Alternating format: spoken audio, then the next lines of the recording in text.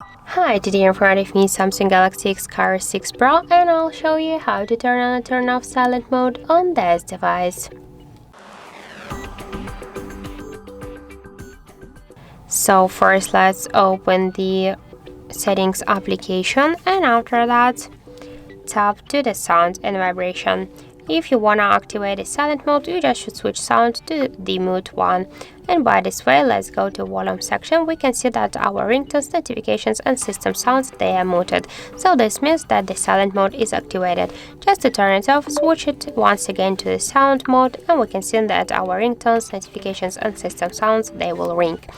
Also, one more way how we can do that, just first open notification banner shortcuts, and here you should find the sound icon. Click twice to the sound icon, and now our device is on the mute mode. Just to turn off silent mode, click once again on the icon, and that's it. So thank you for watching, and if you find this video helpful, don't forget to leave a like, comment and to subscribe our channel.